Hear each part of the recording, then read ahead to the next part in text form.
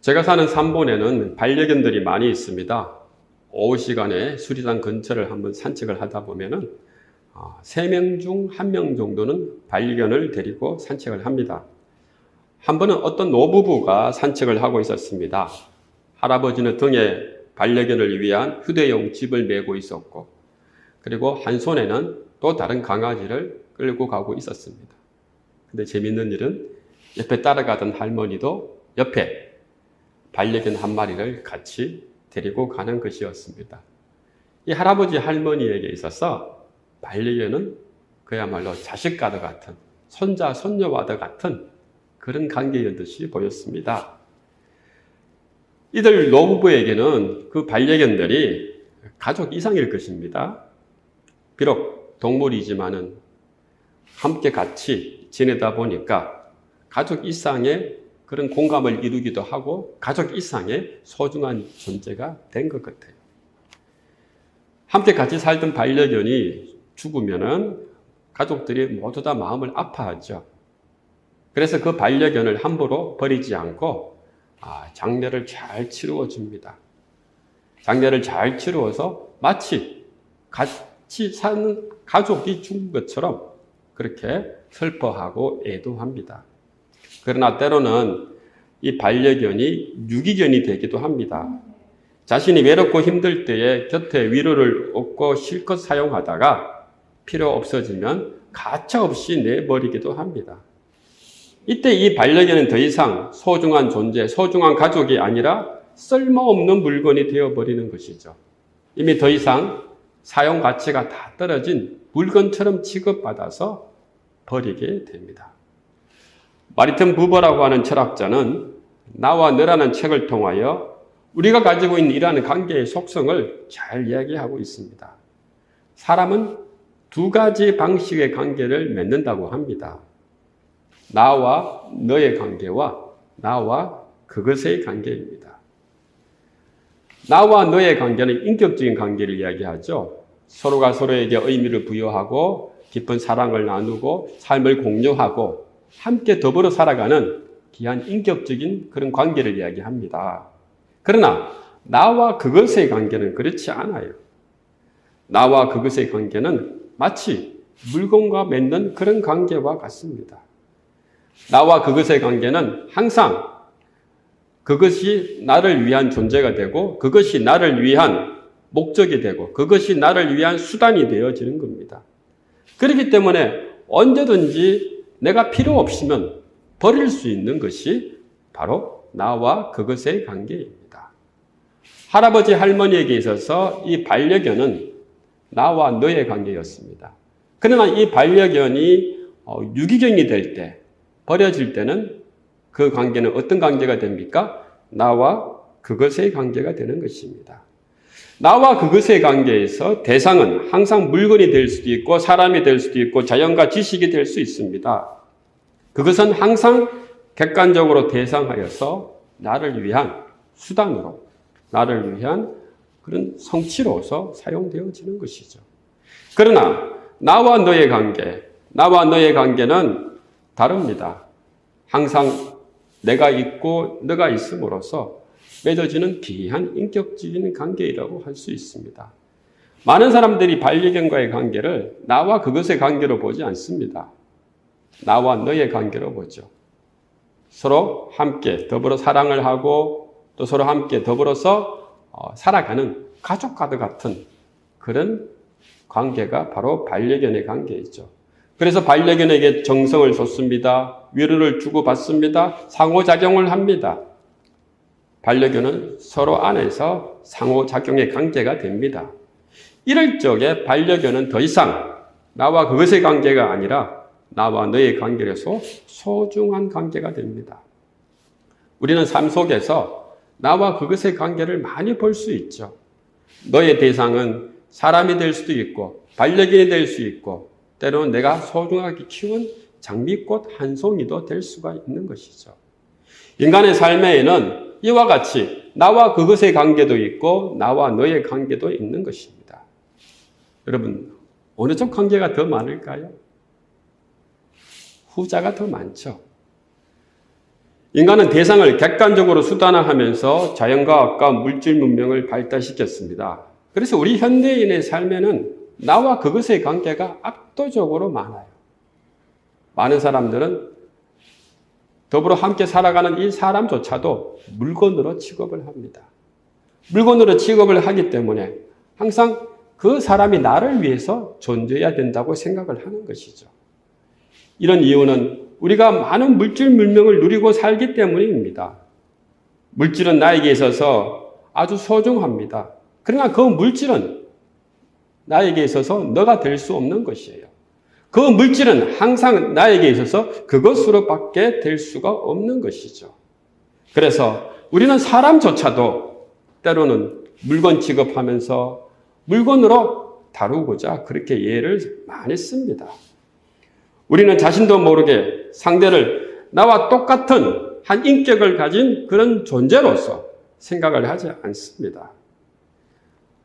상대가 비록 인간일지라도 나를 위한 존재로만 생각합니다. 나를 위한 대상으로만 생각합니다. 상대가 비록 사람이지만은 내게 쓸모가 있으면 소중하지만 쓸모가 없어지면 항상 버리고 수단화시켜 버립니다. 오늘날 현대 사회가 가지고 있는 가장 큰 문제가 바로 무엇입니까? 사람을 대상으로 취급한다는 거예요. 사람을 수단으로 취급한다는 겁니다. 사람을 철저하게 상품으로 취급을 합니다. 그래서 그 사람이 생산성과 효율성이 높으면은 제대로 대접을 받지만 그 사람이 생산성이 떨어지고 효율성이 떨어지면은 언제든지 물건처럼 취급받아서 폐기 처분되는 것이 바로 현대 사회입니다.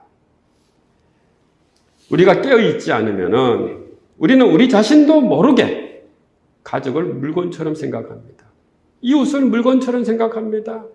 내가 스치며 만나는 그 모든 사람들을 물건처럼 생각합니다. 더 심각한 것은 내가 만나는 하나님까지도 나와 그것의 관계로 물건처럼 생각할 때가 많다는 것이에요. 눈에 보이는 것이나 눈에 보이지 않는 것이나 진정한 인격적인 관계, 나와 너의 관계가 아니라 나와 그것의 관계로 전락시켜버리는 것이 우리의 습성이라고 하는 것이죠. 지난주 예수님께서는 자신을 따르는 무리들을 위해서 오병이의 기적을 보여주셨습니다. 예수님이 이 표적을 보여주신 이유는 자신의 능력을 가시하기 위함이 아니에요. 자신의 힘을 보여주는 것도 아니에요. 예수님께서 이 능력을 보여주신 이유는, 오병이의 기적을 행하신 이유는 하나님께서 무리들을 불쌍히 여기셔서 하나님의 간섭이 지금 여기에 있고 하나님의 사랑이 여기에 있음을 보여주기 위함입니다. 더 궁극적으로는 하나님께서 이 땅에 하나님의 아들을 보내셨다는 것을 예수님께서 보여주기를 원했던 거예요. 그러나 이 능력을 목격한 사람들 중에는 그 당시 유대사회의 구조적인 모순을 정치적인 힘으로 해결하기를 원하는 사람들이 많이 있었습니다. 예수님의 표적 가운데서, 예수님의 기적 가운데서, 예수님의 그 오병이의 사건 가운데서 하나님의 긍휼과 사랑과 자비를 보지 못하고 오히려 그 예수님의 능력을 이용하려고 하는 사람이 있었다는 거예요. 그 예수님의 능력을 이용해서 자신의 이상과 꿈을 실현시키고자 하는 사람들이 있었던 것이죠. 이들에게 있어서 예수님은 나와 너의 관계가 아니라 나와 그것의 관계였던 것이죠. 그들의 그 탐욕을 위해서, 그들의 그 목적을 위해서 이용당할 수 있는 물건처럼 예수님을 생각했다는 것입니다. 이에 대한 예수님의 반응이 어떠했을까요? 우리 요한복음 6장 14절과 15절의 말씀이죠. 다 같이 한번 읽어보겠습니다. 그 사람들이 예수께서 행하신 이 표적을 보고 말하되 이는 참으로 세상에 오실 그 선지자라 하더라. 그러므로 예수께서 그들이 와서 자기를 억지로 붙들어 임금으로 삼으려는 줄 아시고 다시 혼자 산으로 떠나가시니라. 유대인들은 평생에 메시아를 간절히 기다렸습니다.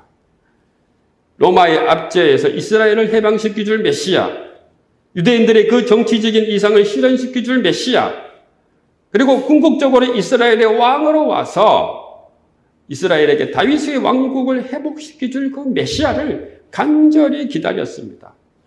그런데 예수님이 나타나셔서 기적과 이사를 일으키고 오병이의 놀라운 엄청난 기적을 일으켰습니다. 그러자 많은 사람들은 저분이 바로 우리를 위한 메시아다. 우리가 기다렸던 메시아다라고 생각했던 거예요. 예수님들은 유대인들의 생각을 간파했습니다. 그래서 그 생각에 동조하지 않았어요. 오히려 그 생각을 피하셨어요. 자기를 억지로 붙들어 임금으로 삼으려는 줄 아시고, 예수님께서는 유대인들이 자신을 억지로 붙들어서 임금으로 세우고자 하는 그 의도를 다 알고 계셨다는 것입니다. 예수님은 이스라엘의 왕으로 오신 게 아니에요. 예수님은 인류의 구원자로 이 땅에 오신 것이었습니다. 예수님은 너무나 자신이 이 땅에 오신 그 목적을 잘 알고 있었기에 그들과 동조하지 않고 피해서 혼자 산으로 떠나셨습니다. 예수님께서는 무리들을 보고 긍휼히 여기고 불쌍히 여기셨지만은 결국 그들을 떠날 수밖에 없었습니다. 예수님은 유대인들이 생각하는 세상의 임금이 아니었기 때문입니다. 예수님은 유대인들이 원하는 그런 메시아가 아니었기 때문입니다. 유대인들은 자신들의 그 좁은 소견의 한계를 그대로 드러냈습니다. 예수님을 이용해서 로마의 압제에서 해방되기를 원했습니다. 예수님을 이용해서 다시 한번 다윗의 왕국을 회복하기를 원했습니다. 예수님을 이용해서 온 인류를 지배하기를 원했습니다.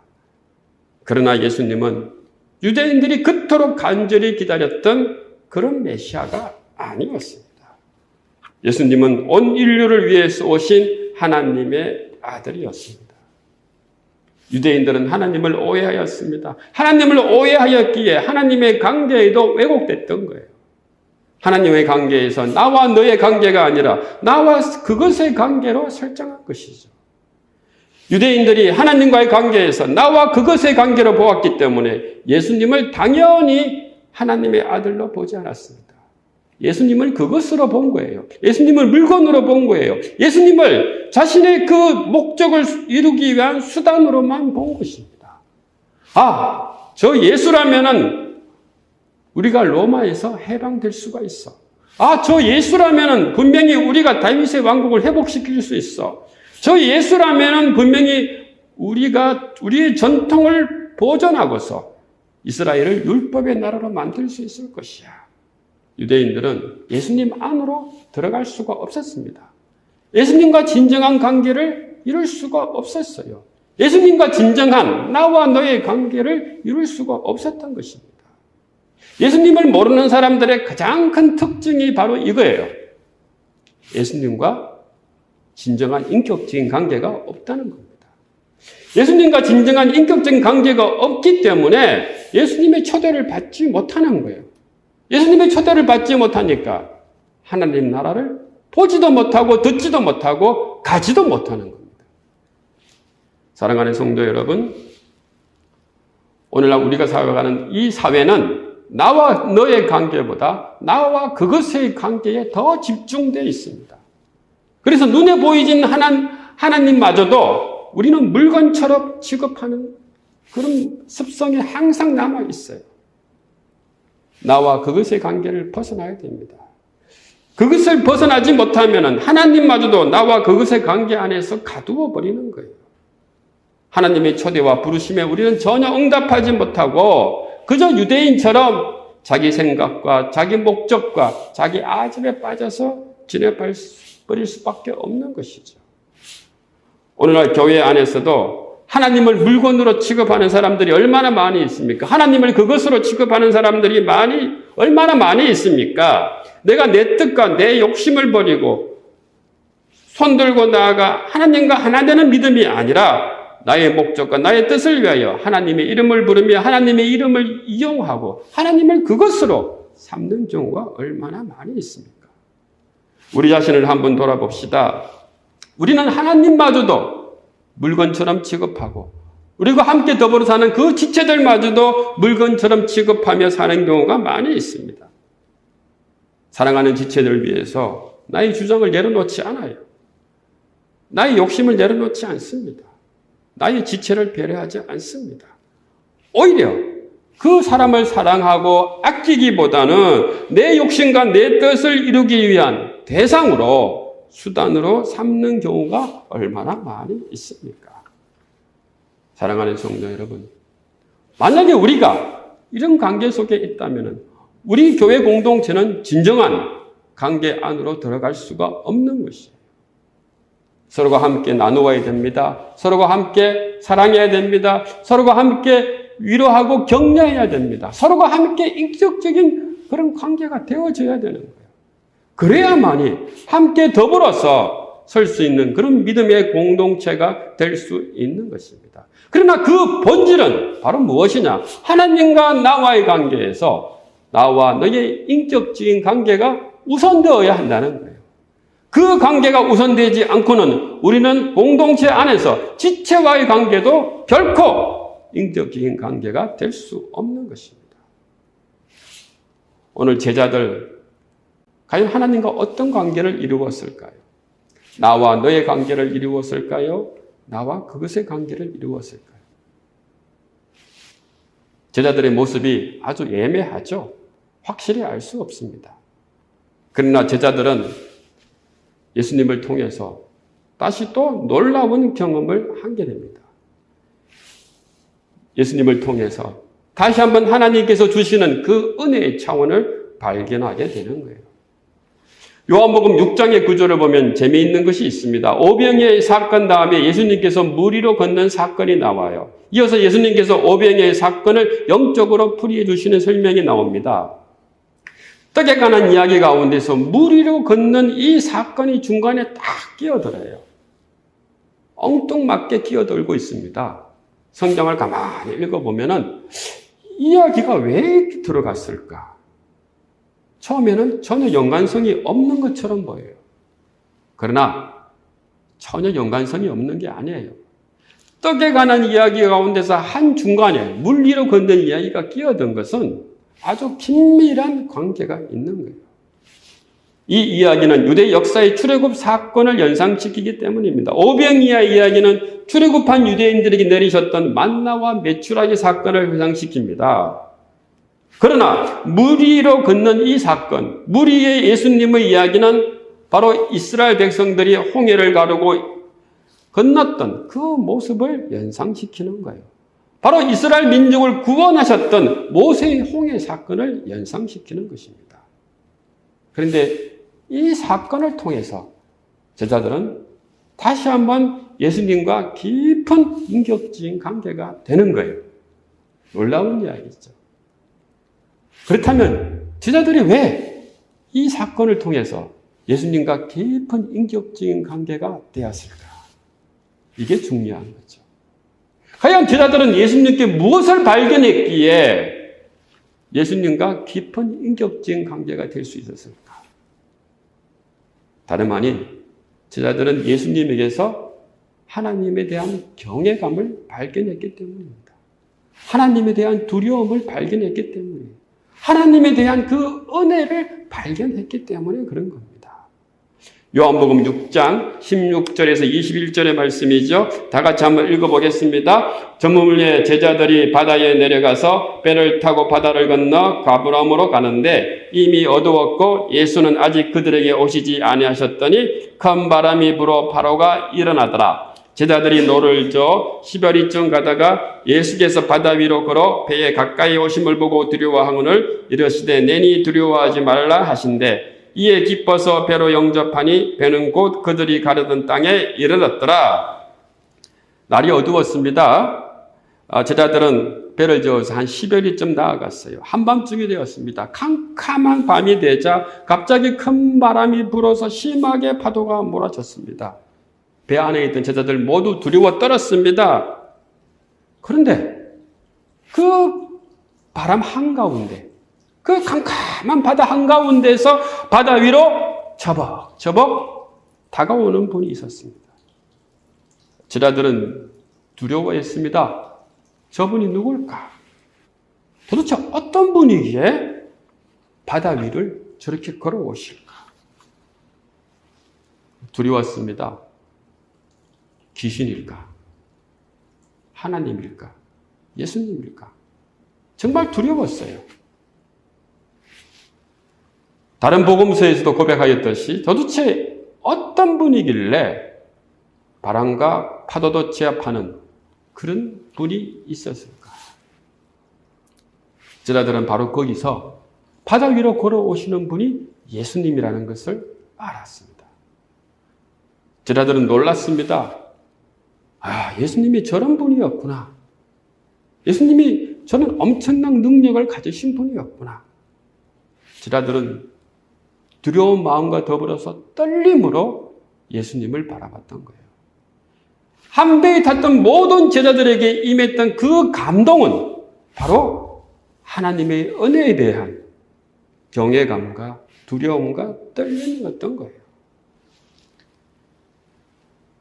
사랑하는 성도 여러분, 우리 믿음의 시작이 과연 어디서부터 시작되었을까요? 우리 믿음의 시작은 과연 어디서부터 시작되었을까? 우리 믿음의 시작은 바로 하나님에 대한 두려움과 떨림에부터 시작되는 겁니다. 우리는 지금까지 살아온 삶의 경험이 모두 다릅니다. 인생의 경험이 모두 다르고 인생 이야기가 모두 달라요.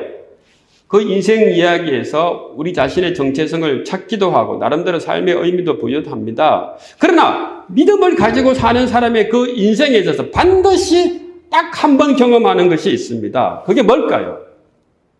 하나님에 대해서 두렵고 떨림을 경험하는 것. 하나님의 그 은혜에 대해서 감격하면서 내 자신을 주님 앞에 내려놓는 그 순간을 경험하는 것입니다. 하나님께서 성령님을 통해서 초월적으로 우리 인생에 개입하셔서 우리 눈을 뜨게 하시고 우리로 하여금 드디어 하나님을 믿기 시작하는 그 경험이 반드시 우리에게 있다는 겁니다. 오늘 제자들이 가졌던 그 바로 경외감이, 그 믿음이 바로 이런 믿음이었던 거예요. 사랑하는 성도 여러분, 하나님 앞에 두렵고 떨린 존재로 서기 시작한 그 순간을 여러분 다 가지고 있어요. 만약에 그런 경험이 없다면 우리는 우리의 믿음에 대해서 진지하게 고민해 봐야 됩니다. 우리가 하나님과 진정한 인격적인 관계로 들어가는 첫걸음이 바로 이것이라는 거예요. 하나님에 대해서 두렵고 떨리는 마음으로 경외감을 가질 때 우리는 하나님에 대해서 진정한 인격적인 관계를 가질 수 있는 것입니다. 오늘 제자들은 그 모든 두려움을 떨쳐내고서 예수님과 함께 하였습니다. 다시 한번 예수님께서 주시는 그 은혜의 차원에서 주님과 진정한 관계에 설 수 있었던 것입니다. 사랑하는 성도 여러분, 오늘 이 시간 이런 놀라운 믿음이, 놀라운 은혜가 저와 여러분에게 함께 하시기를 주님 이름으로 축원합니다. 말씀을 정리합니다. 유대인들은 예수님을 보았습니다. 예수님을 만났습니다. 예수님의 능력을 목격했습니다. 그러나 그들은 예수님을 물건처럼 취급했어요. 예수님을 그것으로 취급했어요. 예수님을 자신의 목적을 이루기 위한 수단으로만 생각했습니다. 그래서 유대인들은 결국에는 예수님의 초대에 함께 응할 수가 없었던 거예요. 예수님과 진정한 인격적인 관계를 가질 수가 없었던 것입니다. 사랑하는 성도 여러분, 오늘 이 시간 다시 한번 모든 것을 다 내려놓고 우리 자신을 주님 앞에 내려놓으면서 주님의 초대에 들어가시는 저와 여러분 되시기를 주님의 이름으로 축원합니다. 우리가 두렵고 떨린 마음으로 하나님의 초대에 응할 때 우리의 믿음은 시작되는 거고, 우리가 두렵고 떨리는 마음으로 하나님에 대한 경외감을 가지고서 살아갈 적에 하나님의 그 놀라운 은혜는 항상 우리 삶 속 깊숙한 곳에 역사하십니다. 오늘 이런 은혜가 충만하기를 주님의 이름으로 축원합니다.